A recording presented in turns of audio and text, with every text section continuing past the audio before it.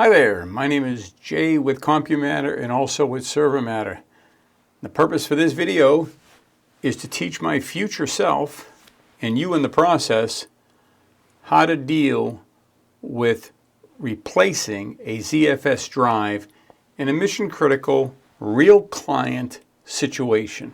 I want to prepare us both for showing up with nothing but a USB live install of Ubuntu, although we're not going to install it, but it's going to be a live boot, and using just that USB and the tools that are on it, be able to identify and swap out that drive with a replacement drive. It's scary stuff. There aren't a lot of ZFS experts in the world, and if you're a typical server administrator, you know enough to know the value of it, but you get scared or apprehensive every time you get down to the recovery process, whether it's a faulted or a degraded or offline or unavailable or whatever those messages are, there's a certain bit of trepidation upon arrival. So we want to minimize that. You're never going to remove the respect that you need to have for not losing a customer's data, which, by the way, on that note, make sure you always do a complete backup of everything of value on that server before you do anything ZFS related. And then once you've done that, refer to this video in the document that we'll supply in the description area. It'll hopefully help you get the job done a lot easier. Thanks for watching. Enjoy the video. Okay, you need to be prepared in advance, and these are my recommendations.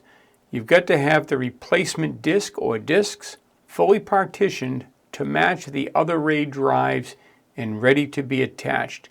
Don't get yourself caught in showing up with a drive that you think is a 1 terabyte and you're replacing a 1 terabyte and it's just going to work. I have another video on that that's all about making sure you purchase the right disk, so you should watch that before moving forward. Have a USB bootable live media for Ubuntu Desktop. I'm using 22.04. As long as it's at least 1604, you're probably good, but the later versions probably have newer versions of ZFS, so get something that's in sync with whatever your server environment is.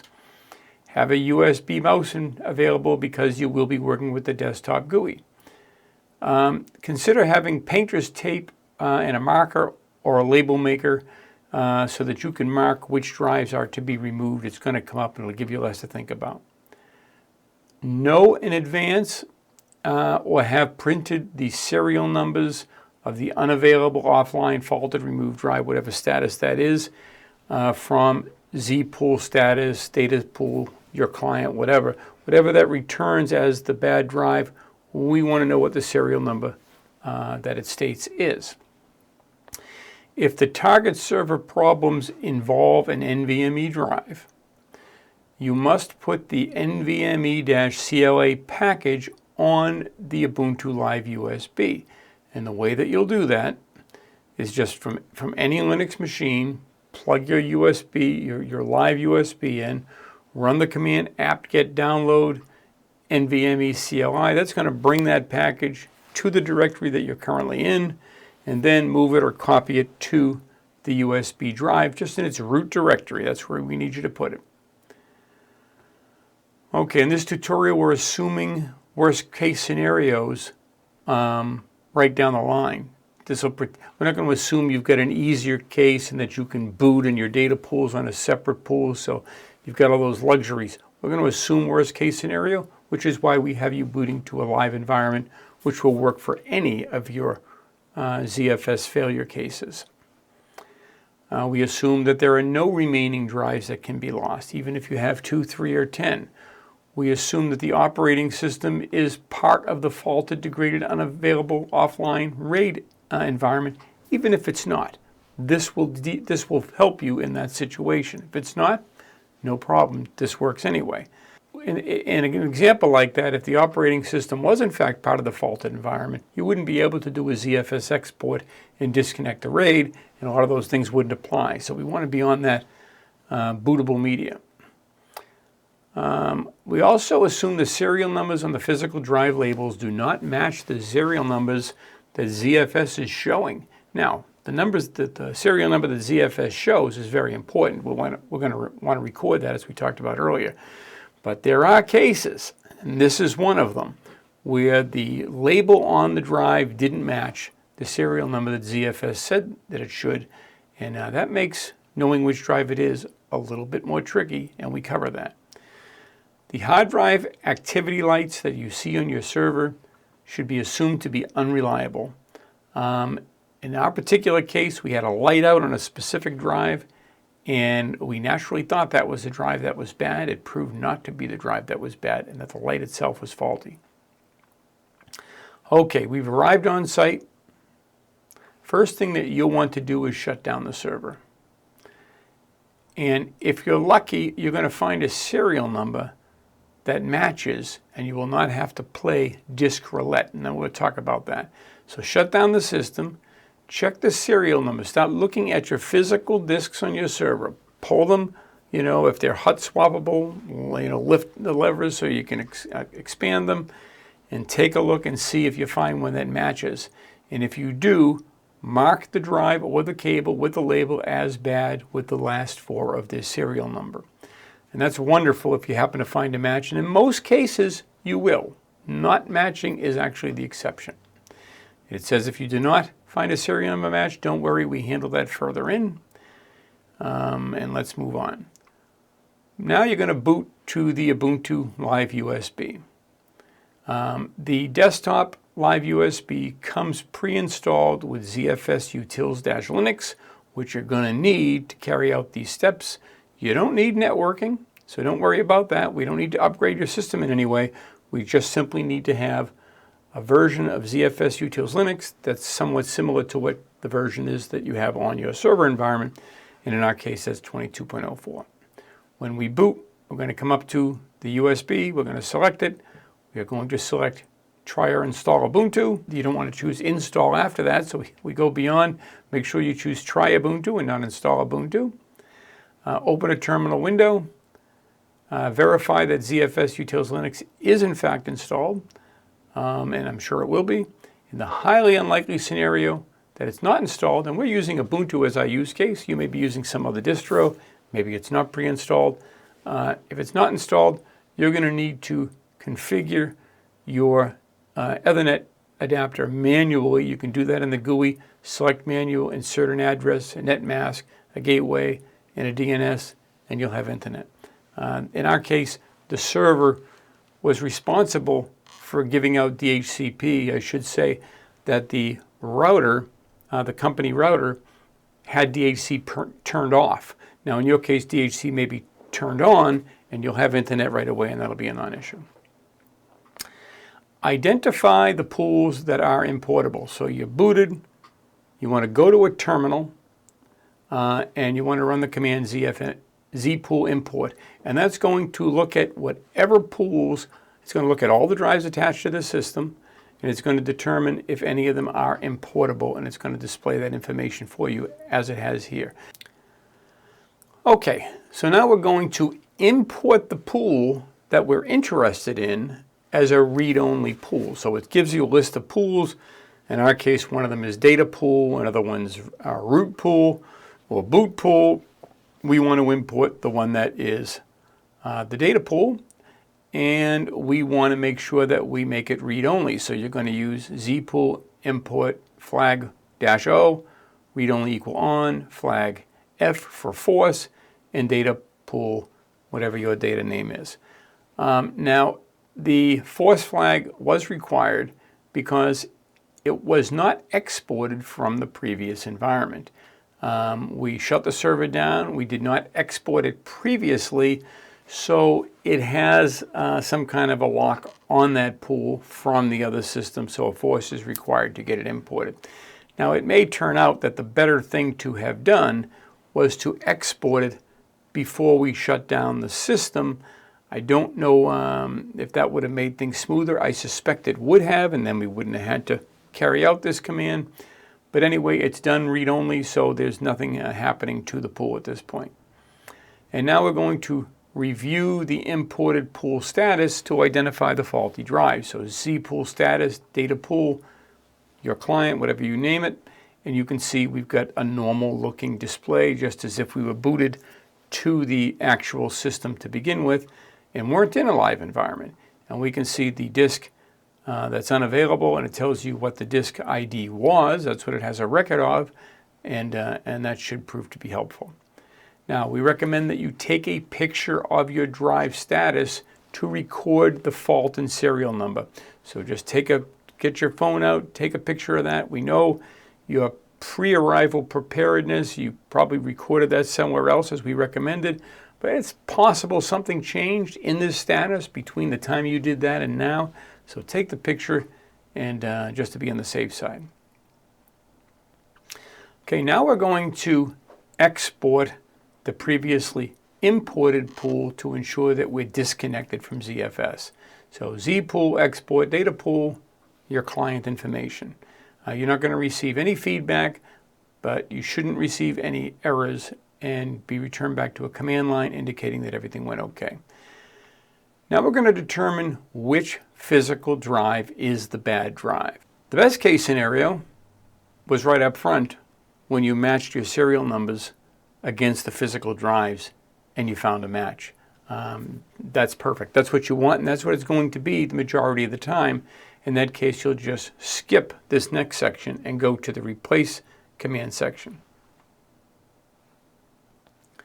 However, if we take the other scenario where you've got your serial number according to ZFS and you've looked at every single drive in your system and none of them match, that's your worst case scenario. We've got a little extra work to do here. So your system should be, once again, booted to the live environment with a terminal open. That's where we stand right now. The last command you would have performed is zpool export. So we're in no danger when disconnecting drives and reconnecting, because that's what we've got to do right now. And I want to talk a little bit about cached disk information. I've experienced this firsthand. I pull a drive, I run ls-block, it shows the drive is still there, even though I know I pulled 2 or 3 drives, ran ls-block, and the drive shows as still being present. I ran a couple other commands that would have indicated that the drive wasn't there, and it showed that the drive was there. So there's some caching information with some of the commands that are used to view your disk information. So when you pull a drive, there's a command you're going to have to run to rescan, and we'll talk about that. But we're not pulling a drive yet. We're just giving you that information about cache. Now let's move on. First thing we want to do is review your drives to see what you've got connected right now, so we're going to know what's not connected when we pull one. And that's going to give you a list of any NVMe and any conventional drives that you have attached to the system, SATA drives or NVMe's. And that's going to be important because when you pull one, you're going to want it to disappear from this list. Except for that unusual circumstance where the drive is totally bricked and you won't even see it here. For instance, instead of 5 drives, there'll only be 4 to begin with because it's bricked, and even though you've pulled the bad drive, it won't reflect because it was bricked to begin with. We're going to talk a little bit about that. Okay, so detach the disk that is part of your pool and then refresh and rescan your drives. And here's how you're going to refresh and scan. This command right here, we have determined will purge any cache. It causes the system to re-recognize what's attached to the system and what's not. And if it's an NVMe drive, you've got a different command. We've assumed that you've already installed NVMe-CLI on your USB live environment. And with that done, you can run this command, sudo dpackage-i/cd-rom, which is a directory on your live environment that takes the place of what was the root directory when it was external to the live environment. And you'll find the file, go ahead and run it, and that'll install the program in your live environment. And at that point, you can run NVMe NSRescan on NVMe 0. And if you have more than one NVMe, you'll need to rescan that same thing on NVMe 1 or whatever else you have in your environment in order to determine if that drive is visible or not visible. Now when you're done, you're going to run that same command. Let me drop that down to the next one that we ran before. It's the very same command, and that's going to give you this list, and you're going to see if the drive is there or not there. And then observe the results, and these are the possible outcomes for you. You may observe no change. You've pulled the drive and there's no change. You see exactly the same information on your screen. That will only occur if you were in fact missing a drive and you've just physically pulled the missing drive. So if you looked at initial observation and the drive wasn't there to begin with, maybe there was only 4 out of 5 or 5 out of 6 or whatever it is of the drives to begin with, pulling it won't matter because the system basically treated it as a piece of wood to begin with. It wasn't interacting with the electronics, were dead, and so pulling it didn't make any difference. Now the way that you can play with that a little bit is attach your new drive to that same port, refresh, rescan, and view connected drives. These two commands, just like you see here, view connected drives, refresh, rescan. You want to do those same things after you've attached a new drive. See if it sees it. If a drive appears, you have succeeded in replacing your drive. We know that you've actually finished the part of replacing your drive. If it sees it and it didn't see it before, you're good to go. Although I recommend that you do what I call a double, I don't know if it's an accurate description of a double blind test, maybe it's not, but you'll want to do that again and see if you indeed are able to repeat the pattern that you just observed. And if you do, you're done. You can move on to the ZFS replace section and leave that new drive plugged in. Now, the other thing that can happen is a drive did disappear. Okay, so a drive disappeared, but it could be any drive that disappeared. It doesn't have to be the bad drive that disappeared. So you must determine if the device number, the device ID of the drive, dev, SD, A, B, C, D, and so on, that disappeared was in fact the bad drive. By typing the following command, it will cross-reference a part of the serial number returned from the zpool status command and let you know if that is in fact the drive. So we're going to type in the ls-l, a dev/disk by ID, just like you see here, and then a pipe symbol, and then grep for a portion of the serial number that zpool status had returned as being the bad drive. And if it does in fact return and you've got a match, you see that this in fact does return the drive that it said was the bad drive, then that's it. You've got a match. You've got the bad drive. Again, you're going to want to test it, plug that drive back in, and repeat the same two sequences of viewing connected drives and refreshing, rescanning the drives, and then viewing connected drives. We always want to make double sure that we've got the right drive before we start pulling it and replacing it. Okay, so that covers our two possibilities. We now have our new drive plugged into the proper port. Now, a word of caution: if what we just covered isn't going quite according to plan and you're not able to see the drive you think you should see, and we've done this. In fact, we did it on the client that we wrote this document on. We found that when we put the new drive in the hot swap container and plugged it in, that it wasn't a good connection. So the drive wasn't there when we unplugged the old disk, and it wasn't there when we plugged in the new disk, and that one threw us for a loop until we realized that it hadn't made a solid connection. So be sure, if something's just totally out of whack like that and the SATA port doesn't appear to be recognized at all, that you've got a good connection. Okay, so at this point we're going to proceed with the ZFS replacement of your bad disk with your new disk using the command line in the ZFS commands. If you haven't already attached your new drive at this point, please do so. And once that's done, I want you to run the refresh rescan commands above to make sure that the system recognizes the new drive is attached. You may have already done that. I want to reiterate it just in case. Okay, at this point, I want you to run the following command. And what we're going to do is look at the drives that show up in dev disk by ID and that have the word part 1 on them and have, in our case, the word SD and the word ATA. Now, that's not going to apply to everybody.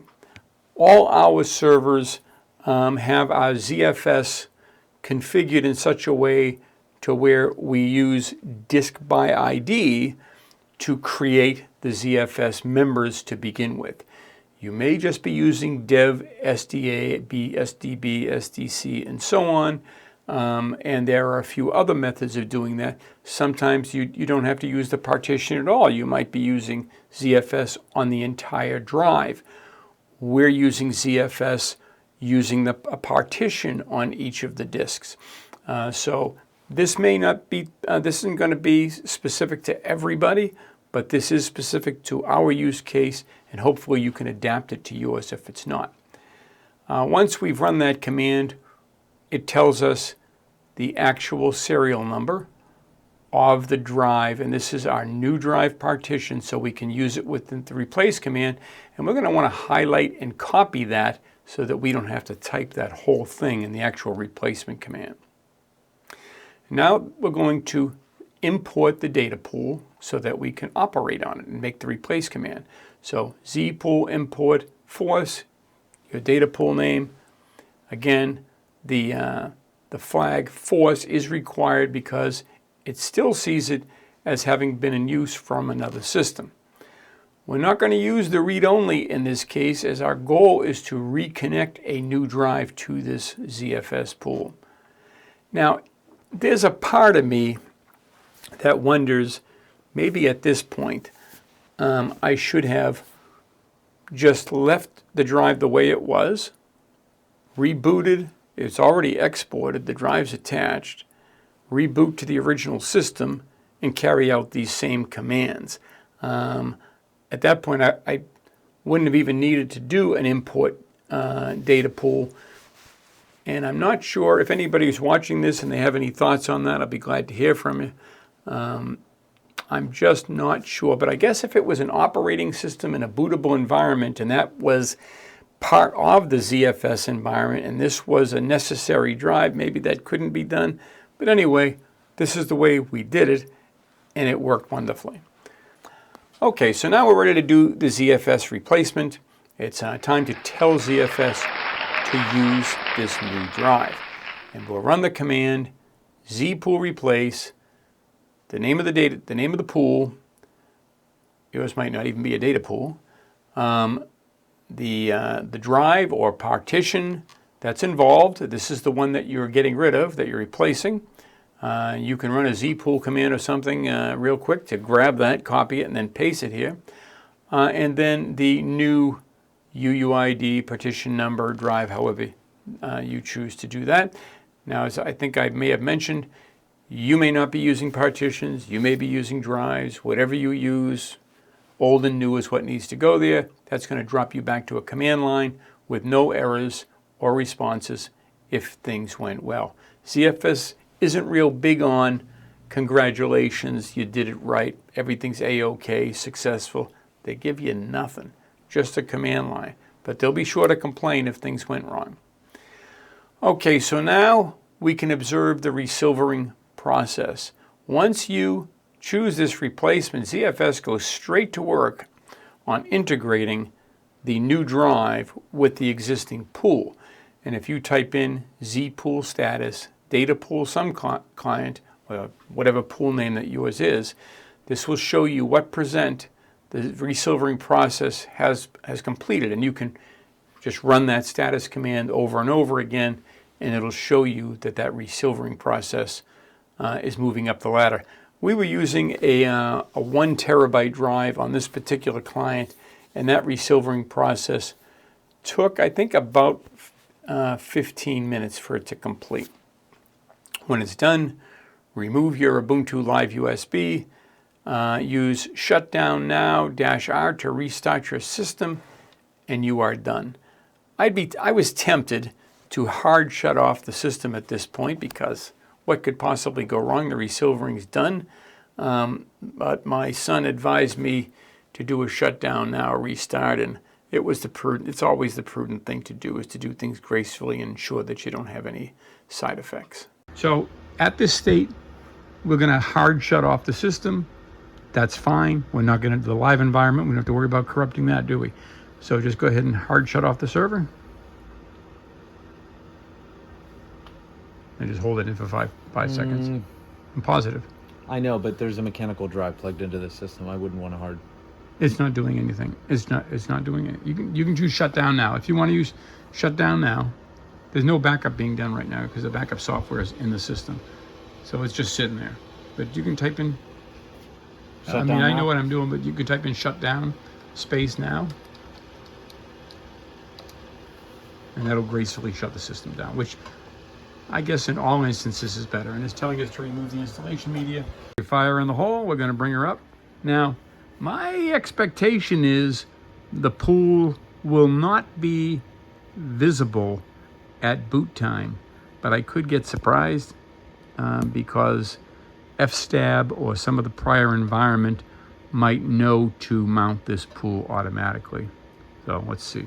So we had exported it from the other environment, which made it available to this system, and I have learned that it will automatically remount it.